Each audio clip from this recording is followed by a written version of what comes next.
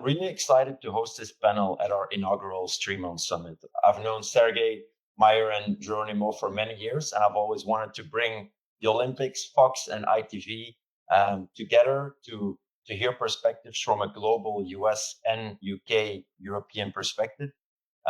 All three of their organizations help broadcast some of the largest events in the world, like the Olympics, the World Cup, and the Super Bowl. So they are well positioned uh, for a session on preparing for these large scale events. As in the last year, Fox just did the last Super Bowl. We had the Olympics and the Euros last year and are preparing for the World Cup next summer. Um, Before we start, let's do a quick round of introductions. From Fox, we have Meyer Srinivasan, based out of LA, SVP of the digital video platform team and leading all of Fox's digital video efforts. Meyer has been in the industry for over 25 years, from being a researcher at ASU over DivX to now leading the Fox teams for the last 8 years. Those that were present during his presentation at the last NAB know that Meyer has a wealth of knowledge about the end-to-end video workflows in place for some of the largest events in the world and the preparation that goes into it. So we thought he'd be the perfect guest for this session. Meyer, feel free to introduce yourself.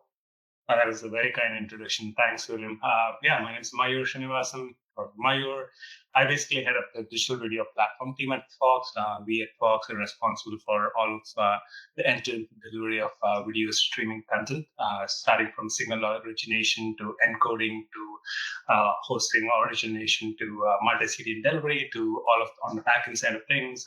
We also manage all of the player SDKs across the four verticals at Apple, Roku, and Web. So end-to-end delivery, we are the platform team.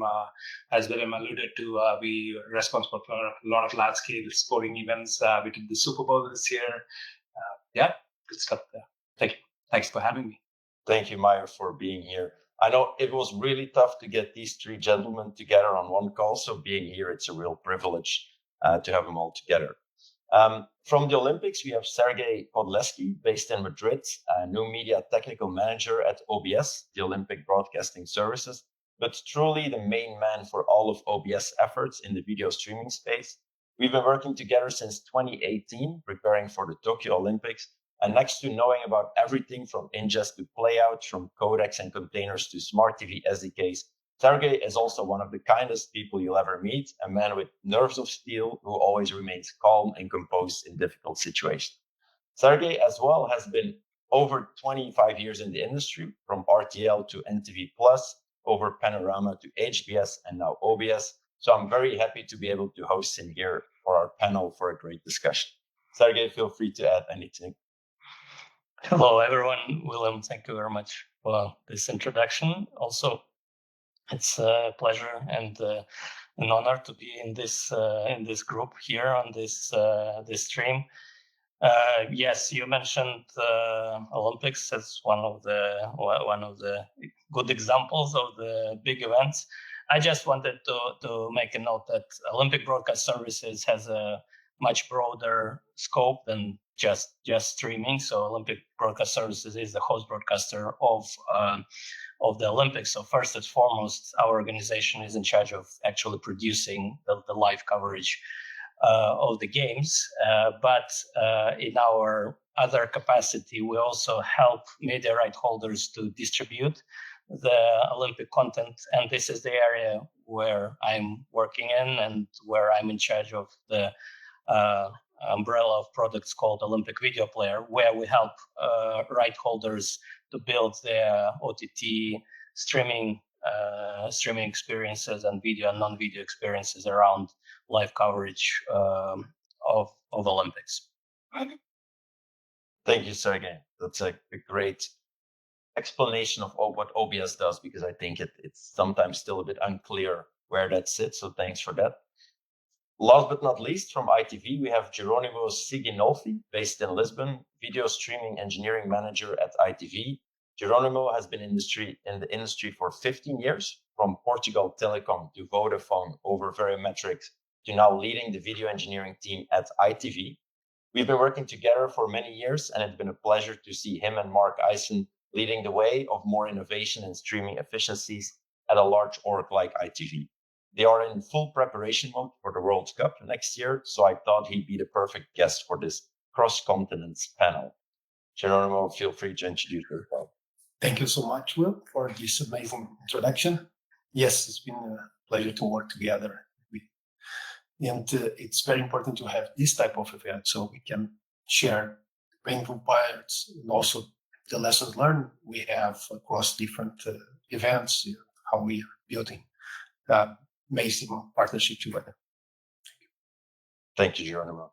And myself, I will be your host. My name is Willem de Sager, based in New York City, responsible for the strategic accounts within Dolby OptiView. Close to my 10-year anniversary in the industry, so a rookie compared to these heavy hitters, but getting there. I came over from the TO Technologies side, which got acquired by Dolby last summer. It's been an exciting journey, especially working with the large sports leagues and broadcasters and streamers. The session today will be about the preparation that goes into large-scale events, from technical challenges over playback quality, scalability, monetization, latency, to fan engagement. So without further ado, let's kick it off. We do have a chat function and a questions function. We'll try to keep an eye on that. My guests as well, if you see a question that you really want to dive into, let's do it. And if not, we'll try to answer as much as we can at the end of the session. So let's kick it off. We'll start with large-scale events, the operational scale and readiness. Can you give us a sense of the scale of the largest sports events you've streamed recently in terms of audience reach or geographic footprint? Maybe Meyer, you've done a very recent big event. Yeah, I can kick this off. So on February 9th of this year, Fox TV, with the help of our platform team at Fox, streamed the largest Super Bowl to date. We served Super Bowl to 24 million unique viewers, with when we peaked at about 15.5 peak concurrent viewers. So pretty large scale event. And we did this all certain platforms. We actually, for the very first time, were able to beat broadcast latency, like class latency that you see OTT versus actually digital streaming. On certain platforms, we're able to beat that and also serve 4K content to end users who are capable at scale. So that's fun. Amazing. Geronimo or Sergey, any event that comes to mind for you? Yeah, so I think on ITV, the obvious one is we have every 2 years very big event. Last year was the Euros that we hosted, and we managed to deliver the semifinals with England. So this means a lot of concurrent streams in playback. We reached in a single channel 3.5 million concurrent streams. It was 3.7 across the entire platform. So this was delivered only in the UK. So probably later on we can talk about some challenge that we face with this. Yeah. And during the final was 4.5 million concurrent streams, and that was shared with BBC. Sorry, back to you. Yeah, so our cycles are obviously also every 2 years. We have Olympic Games, alternating winter and summer games. So we're now on the final stages of preparation to Milano Cortina Winter Olympics. But last year, very successful, very big and beautiful Paris Olympics. So obviously the scale, you may imagine of this as a whole globe, but as I mentioned, so on this part of the delivery, on the distribution side, we just help some of the right holders. So in the case of Paris, our coverage with the various media right holders, we've been acting as a service provider for them in the OTT domain. We were covering Olympics on around 30 different countries all over the world, in different on 4 continents actually. So for us, the scale is not just the audience, but also the scale of the content. So Olympics is not just one stream; is a big number of sports. So for Summer Games, it's is more than 30 sports, more than 40 disciplines. And at the peak moments, this normally goes during the first weekend of the games. We can see up to 52 simultaneous streams running with different events on the first on qualification stage. But so the variety of content is another dimension of the scale we are addressing with Olympics. Yes. Are you still in Madrid, Sergey, or are you already in Milan? Last 2 weeks in Madrid, and in beginning of November, I'm relocating to Milan already. Yeah, that I remember that from previous Olympics. You guys moved there very early on, so that's maybe a good segue in the next question on the preparation. Like, how far in advance do you guys begin preparations for these events? Sergey, let's start with you. Yeah, sure. So the preparation overall is, as I said, there are a lot of different tasks. So OBS itself starts immediately after the games are assigned, because there is a lot of planning done. There is liaison with organizing committee. I'm not talking now the streaming side, but overall the preparation for the games, or the broadcast side and production. But when it comes to the real on-site type of thing, so our construction teams who are in charge of building the International Broadcast Center, they normally land around a year before the games already with the work, the planning and meetings going much earlier, but the actual work on the ground. Now, when it comes to building the OTT flows and distribution flows, we also normally start immediately after the previous Olympics finishes, so a year and a half, a bit more than that, with the planning and designing the next games platform.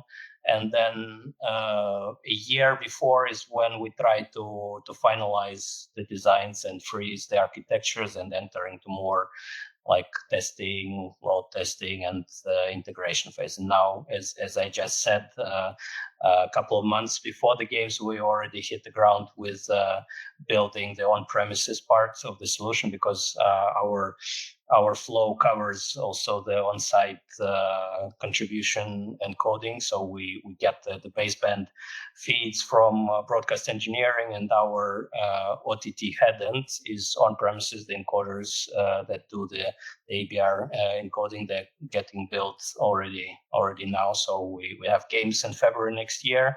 November, it's when we start building the OTT platform. Okay, cool. Maya, you've just done a major Super Bowl. I loved your session at NAB. Like, can you give us a bit of an insight on when do you start and how do you ramp up towards the event?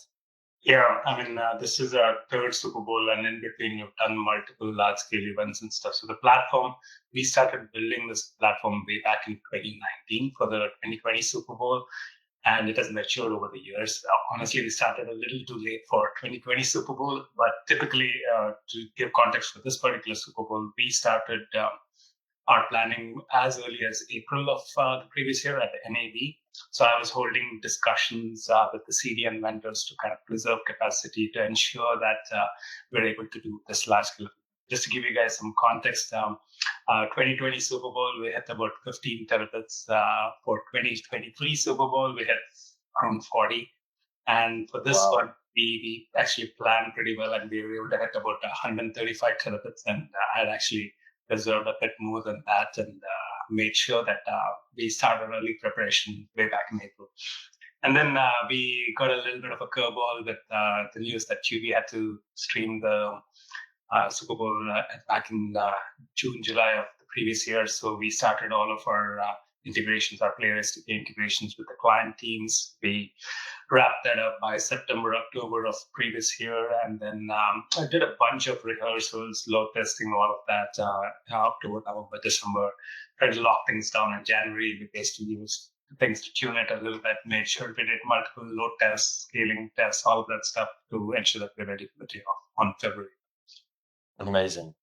That topic of reserving CDN capacity, Geronimo, it really resonates with what I've seen you guys do. Like, can you give us a bit of an insight on how you prepare and when you start for these large scale events? Yeah, so it feels like we have very similar challenge here on that. we started working together with the CDN vendors 1 year ago during IBC. It's usually a long journey because of the CDN capacity. It's not something that they build out from one day to another. It's usually a long conversation. I think we are in a good path right now for this.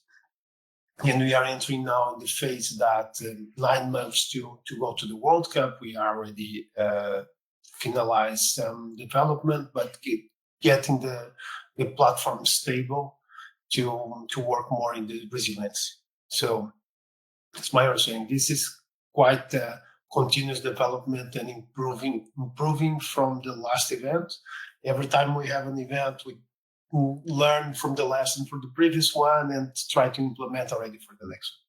So yeah, we are now entering the critical path for the World Cup with a lot of interesting challenges ahead. Yeah. It's amazing to see the similarities between your orgs in regards to preparation. I think the audience always is interested in like what were the challenges, right? Like what were the things you didn't prepare for? What's an interesting technical challenge you faced when preparing for your large scale events over the past years? Yeah. First, we need to be ready for unexpected.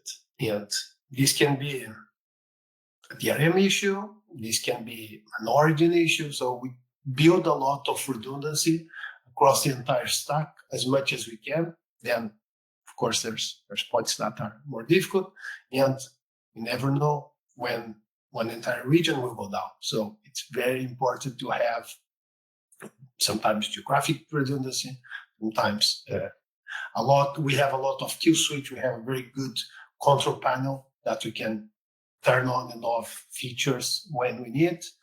And very important also to have good metrics in real time to be able to see what is happening in the platform and to be able to act as soon as possible. So there's a lot of preparation in terms of forecasting, what we need to do to be able to accommodate this amount of traffic, but also have real-time feedback to quickly act if something goes unexpected. Yeah, Meyer, I think that's a topic we discussed for a long time as well, the preparing for the unknown. Give us your insights. I'm very curious. Yeah, as I was saying, this was a new integration for us. The business context was we wanted to drive a lot more registered new users to Tubi. So it's not just about scaling the video platform or doing CDN integration, CDN reservations and stuff. It's also thinking about it from a holistic perspective. How do we drive collective operational excellence across the board, not just video, but say registration services behind the scene and like other entry points into the app before the user even gets into the stream, right? So I think the biggest challenge was like kind of ensuring that we did about 29 different connected client integrations across all of these devices, across all of these platforms, and across all of these backend services, not just video, but across like everything else. How do we ensure that we're scaled and ready? Because live streaming is hard. At scale, it's even harder. Right? Yeah, zero failures are tolerated. You cannot have any downtime. People are going to be top of you. There are various scenarios like thundering herd scenarios and stuff. How do you prep for all of that? Like a bunch of users end up joining the stream at the beginning of the game, right? Like how do you ensure all of those thundering herd scenarios met, your services are all scaled up across the board? I think that collective operational excellence and training people to react quickly, I think, was the biggest challenge. Yeah. I think that I found a very interesting thought once talking to you was like training your people to think quickly, right? Because things will go wrong anyway, but it's the pace on how they can solve it. Maybe one add-on question, Meyer, how do you deal on a technical level with these spike joint sessions, like all these people? Obviously for a Super Bowl, everybody joins at the same minute. Like, do you spread it out, or how do you do it? No, you have to ensure that all of your services are pre-warned, pre-scaled to ensure you're able to meet the scales, right? So you got to anticipate what the spikes would be. I think we were kind of like expecting our SLAs to be around like minimally 200K requests per second, like 200K users joining us per second basis. We even load tested our services all the way up to 500K requests per second. We ensured that we were ready to manage any amount of scale. And we did encounter that. Like, in fact, even before the game started, we'd already crossed the previous Super Bowl numbers and stuff. Now the audience already kind of in there, and just within that -20 to +20, it was like a massive spike, like from 6 million to 12.13 million users kind of joined within that 20-minute window. So it's crazy to see that spike. It must have been exciting in those first minutes, seeing like, oh, we already crossed the last Super Bowl and we haven't even started yet. Yeah, exactly. That was like, it's interesting to see the audience grow. I think the thing which throws off, which we realized later on, was it was advertised as free. The Super Bowl was advertised as free, and that the traffic patterns and all that were different than what we'd normally seen. We've done a lot of data analysis to kind of see which are the hotspot spotting areas for CDNs, where could traffic typically come if it was carried regularly on Fox, whereas this was Tubi and a different ecosystem. The marketing was around free, so the traffic patterns were very different. So we had to kind of dynamically adjust and make sure we're serving traffic with good QoE numbers. Yeah, interesting. Sergey, anything to add?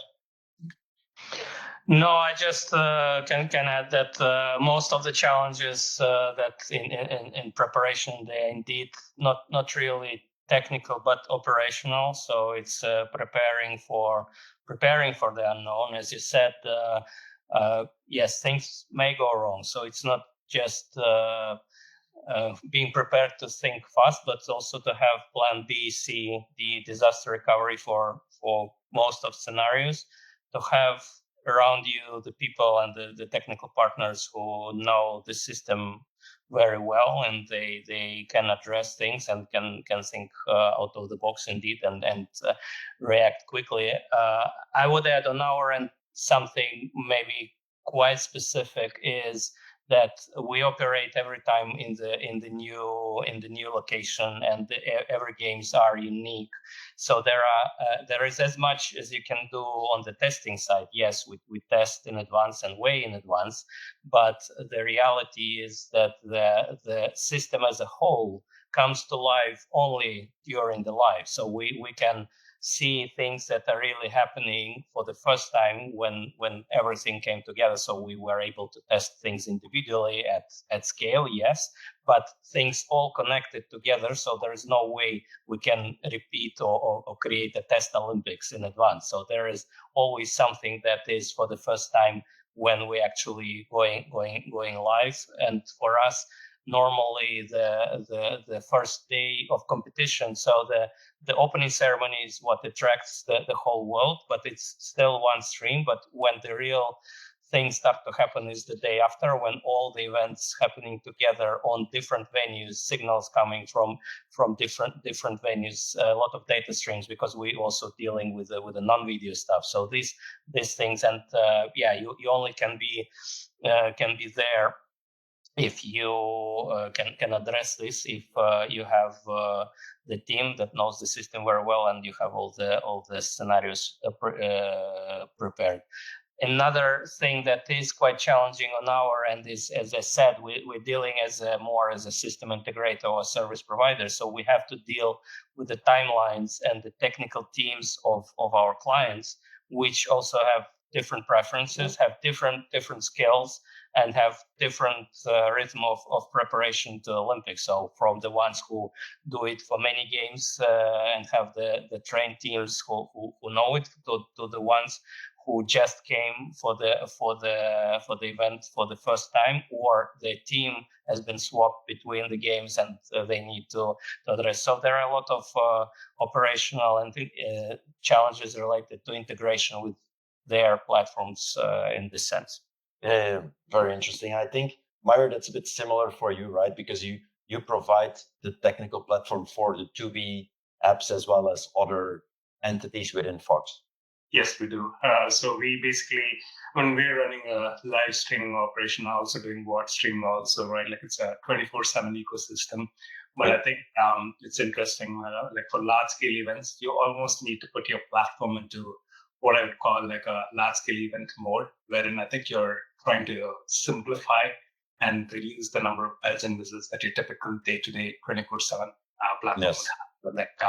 like a lot of things that could potentially fail. You want to make sure like you're running a very simple platform with all the necessary knobs for like failures within that simple workflow. Right? You don't probably need necessarily complex things like DAI or things third-party systems which could potentially fail on day one. Like you're trying to reduce the dependence on other third-party vendors as much as you can. That's the key philosophies we are on. That makes a lot of sense. Thank you all for sharing those insights. Like, I might start a big event soon. Actually, having all that knowledge now. Gonna make a bit of a switch. I came from the player world, the TO player, the now Dolby OptiView player. Playback quality is a big word in my dictionary. How do you assess video playback quality, like startup times, rebuffering during your live events? Which metrics or tools do you rely on? Yeah, I mean, we have a bunch of tools, standard QE metrics tools that the industry has, which Conveyor, amongst others, we've used to kind of look at video QE quality. Typical things we look at as video startup times, failures, rebuffering rates, video playback failures. Are there any spikes over there? But those are just from a player QA view. We have metrics across each and every part of the ecosystem. When we have observability was a huge thing for us. We wanted to make sure each and every part of our ecosystem we're monitoring. For example, like our CDNs delivering well, like what's the throughput the CDNs are having, like all of that kind of ties. But from a player perspective, main things were I think very close eye on rebuffering rates and quality of experience, like what bitrate are we delivering and what's the peak bitrate viewers are getting. Do you use those quality metric tools also to like make real-time decisions? Yeah, I mean, in fact, from a hotspotting perspective, you can drill down and see which parts of which CDN are probably having some issues in terms of band constraints and stuff. Because if you see, like, say, rebuffering spikes or playback failures or any of those QA metrics being affected on a particular ASN, on a particular CDN, you can kind of take real-time decisions to potentially either add more capacity to that by in real time requesting that or routing more, or routing it away and using different path to get those users. Very interesting. Geronimo, I saw you nod on the switching between the CDNs. Do you see that happening at ITV as well? Yeah. So we do all of this. We can use one of the most famous tools in the industry for the video quality. And we also have our own internal copy-paste tool to measure the video quality. And this is part of our runbook. So we also need to make sure that these tools are also scaled up, warmed up properly, because if not, the data will start arriving late with delay. So then we lose the visibility and the possibility to react very fast. And this is something that we do, and it's part of business as usual. So if we see some problem on usually what my specific CDN, specific ASN maybe can be performing a little bit better or worse, or have some rebuffering, video start failure, and so on. We have put those to put the traffic in another CDN for that. It's very important to have these real-time tools. Also, maybe a bit of ahead of the session, but we also need always to have visibility and scaling of our ad system. So we need to prefetch the ads to not have problem ad scaling. That's a great segue to our next topic, indeed. Journey more like scalability. How do you, we touched upon it a little bit, but how do you ensure that your infrastructure can scale to meet like peak demand during your events? And Meyer, you touched upon that you were preparing for a lot more and almost still hit the peak. Like how do you know what is enough is maybe the question. Yeah, when you want to extrapolate your audience, you got to figure out what capacity you need, and then work your way backwards from there. We, in fact, anticipated we'll probably hit about 10 to 12 peak concurrence. We ended up getting about 15.5. So I would say, like, get your estimates and then probably 1.5 exit, right? Yeah. See if you can get to those numbers in the test. And if you have the ability, like just keep pushing the boundaries even beyond that 1.5x, maybe go up to 2x and see where your systems start behaving. I think that's probably a good lens to look at it from.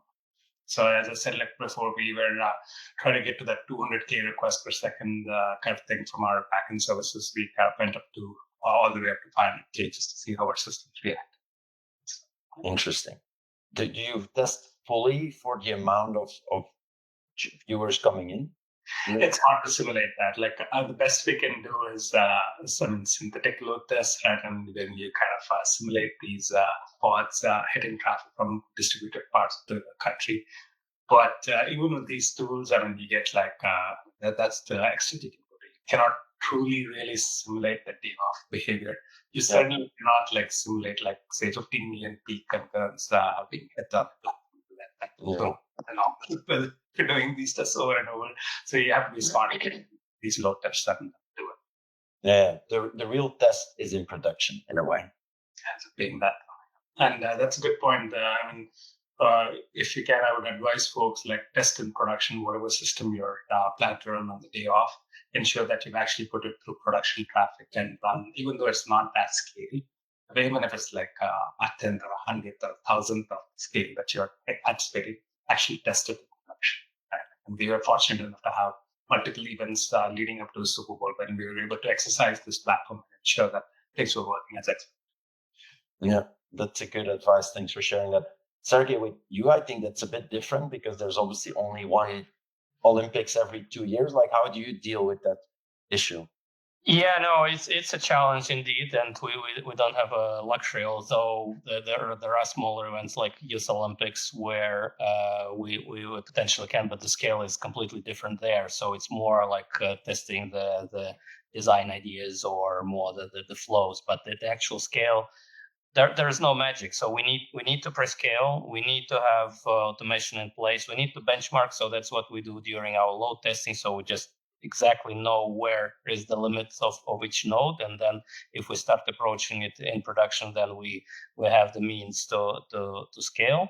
So we discussed this. So we use the hybrid infrastructure. So there is the cloud element there, but there is a big on-prem element which is hard to scale. So it has to be pre-scaled, all the infra there and the bandwidth and the capacity on that. One thing I can mention on our architecture when it comes to the liaison between origins and CDN, we manage our own in-house caching layer. So it's we don't connect CDNs directly to the origin. So we have our own caching, which also scalable, and obviously the geographical diversity and redundancy, all sorts of DRs. And the last thing I wanted to say is also that there is as much as we can rely on automation. So monitoring tools are extremely important. So there should be physical eyes on what's going on, and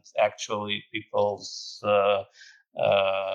personal decision on making making certain switches or making certain actions, because obviously in case of Olympics or Super Bowl or others, so we want our users first to see without interruptions and without degradation. So it's like first we switch to something that works, then we deal with what's wrong with the other side. But there should be an immediate way to restore the quality, to restore the flow if something happens. So the switching and the scaling is essential there.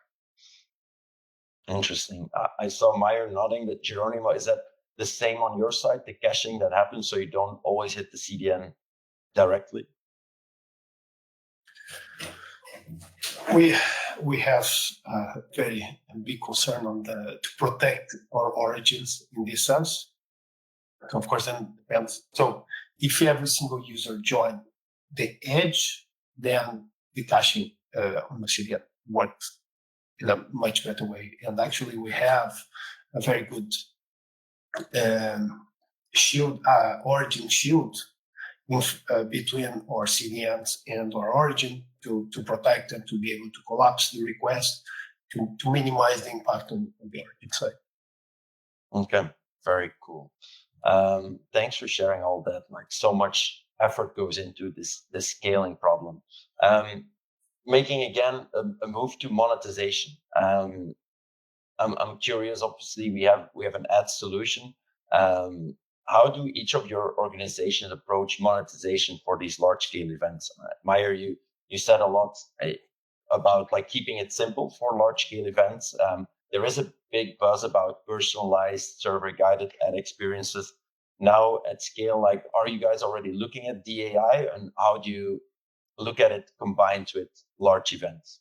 Yeah, I mean, it depends on the scale of the event. For extremely large scale events like Super Bowl, we try to avoid doing any dynamic decisions. The whole idea there is to reduce the number of dynamic decisions that you do and keep everything as statically cached and with that users as possible.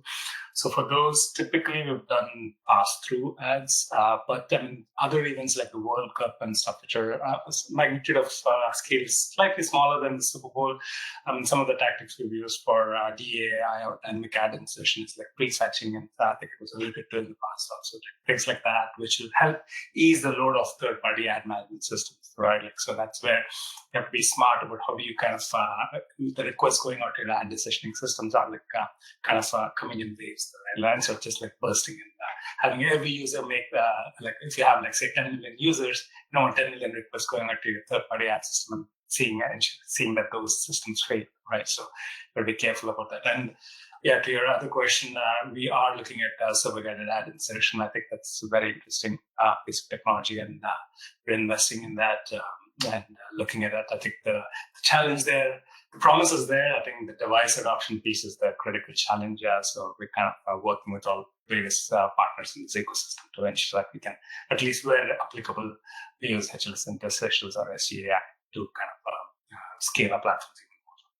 even more. Very exciting. Geronimo, how does ITV deal with the monetization aspect? Because as mostly commercial broadcaster, it's your lifeline. So how do you deal with it during large scale events? Yeah, so I think there's two parts here. One, as Maya was saying, for these big events, and we do have the AI, just to get clear what is our current setup. We have the AI. The AI bring a lot of, but we don't have for all devices in these big events. Sometimes it's a commercial decision because the value of the ad, if every single person in the country see the same ad, then the value of the ad goes up. So then it's not the technical challenge, it's only because it's what makes more sense in the commercial perspective.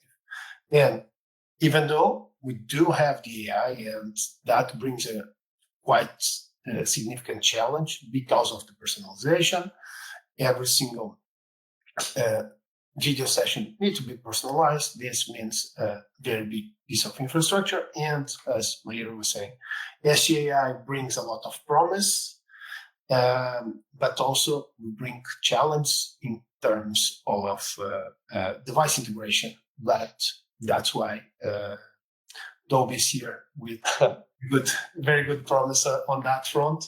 I think when now the technology is getting more and more major, so it will be soon a time to look at that, to see, because it's a promise to scale this type of personalization for this amount of traffic. Yes, we're happy to support you in that journey, Geronimo. I see we're at the last 5 to 10 minutes, so I want to make sure we touch upon a few other topics as well. Latency.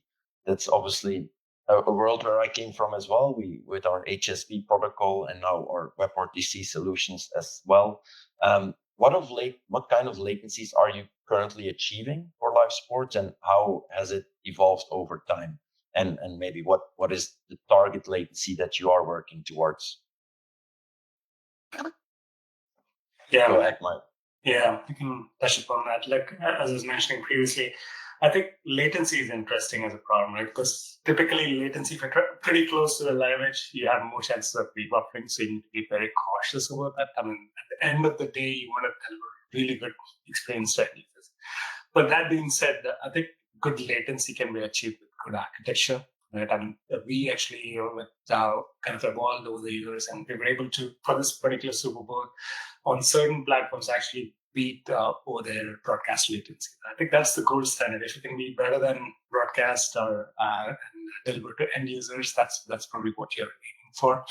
But it becomes a challenge on certain. It's more of a device constraint, right? Like certain devices, when you don't have control over the entire player stack, you can make those optimizations to ensure that you're hitting those broadcast latencies. But where you can and where it's optimized, I think those can be achieved with cloud architecture. I do have a question on that, Meyer. Like beating you beat the broadcast with your streaming solution. Was that ever an issue? Was there ever like, hey, the streaming services should be on par with broadcast? They cannot beat the broadcast latency, or? No, I mean, traditionally, if even to this day, if you see a lot of the major MVPDs partners out there are typically 30 to 40 seconds behind the broadcast beats, right? Like, you watching over cable or antenna versus like streaming via these digital properties, it's typically around 30 to 40 seconds behind. And that's driven by a lot of factors, including DAI, which we all have, and we have to serve ads, and that adds another dimension to latency. But I think for things like Super Bowl and when you want to be as close as possible to the live engine, like instead of like having a neighbor shout out or say, hey, this team won or whatever, right? Like you want to make sure that your streams are also performing well. So Yeah. Exactly, and that's where my question came from. Like you beating the broadcast latency with your streaming, did that give you? Did you get questions from leadership like, hey, like in the future, like we cannot beat it, like we need to be on par, or that's not an issue to be faster?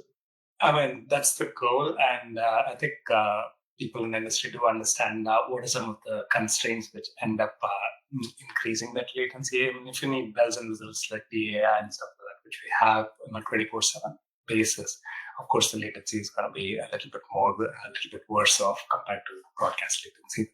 So that's where things are understood. But I think there are further improvements, like things to be done, looked at, like LLHLS and other improvements, which could potentially help even further get better than broadcast latency. Perfect. Sergey, how does that work in the Olympics world, latency? Yeah, I agree. There was one important point made by Meyer, is that it's other factors that kick in when you start improving latency. So for large-scale events like Olympics, it's definitely quality is something we need to prioritize. So if we talking about the trend, absolutely, from games to games, there are improvements. So we, like, to give you some numbers for Paris games with standard HLS, we were around the standard HLS type of latency, around 20 seconds. But then we also been experimenting with low latency HLS and achieving things like 12 seconds, and we're definitely looking for below 10 for Milano Cortina. So there is we're not aiming the broadcast or before broadcast. At some point it will, but it's also, we're listening to what our clients ask. I mean the organization, the media right holders with whom we're integrating our platform, there never been an ask for latency as the priority. So yes, it would be good to have it, but absolutely we need to deliver smooth and add quality. That's the first priority for the context of large scale event. Yeah, I think maybe for the 100-meter sprint, you do want to maybe be a bit faster, but yeah, I understand where the Olympics is coming from with events every 2 years, that quality is the main focus in the trade. It's exactly the same for us. So this is something that we have every 2 years. So it's our top priority. Usually it's not the latency. And I think it's also important to point out here the difference between PSV and a premium sports channel or platform. So usually then the fans who are watching many events per week, then they expect this type of features. When it's PSV delivering high-skill event, then we have other priorities, usually quality, and make sure that every single user can watch. Are any of your orgs like looking at integrations with interactive features or betting, which would require a more lower latency? I can say so. As for betting, is a forbidden thing for Olympics, so we don't mention it. But we indeed have like more professional type of use, where latency is actually relevant. So we deliver also as a part of our delivery. We give the service to some users who are close to the broadcast signal, and they expect low latency because, just as you said, not from the entertainment point of view, but from the professional point of view, they need to be not much behind of what they get from the IPTV or CTV platform they have inside the venue or the broadcast center. So for us, it's more about professional use cases where we do need to look at the latency as a more of a priority. Yeah. Typically for us, we've shied away from having interactive elements for really large scale events, but we've certainly experimented with that. With it, that's like the ability to kind of look at multiple field views, or even like betting for certain extent. Like Fox is a property called Fox Bet that we've kind of experimented with on the events and stuff like that. So there are use cases like that, when you have these interactive elements, which also have latency aspect to it, but typically we try to again disable this on large scale events. Yes, it's that balance, of course, because as a sports fan, I would, if we think about the World Cup, I would love to be able to sit in my house and bet if there's a penalty, like will he score or not, like those kind of things. I think that, like in the previous session with NASCAR and Formula One, like those are experiences that we can now do in the streaming world, but obviously you want it stable and with good quality.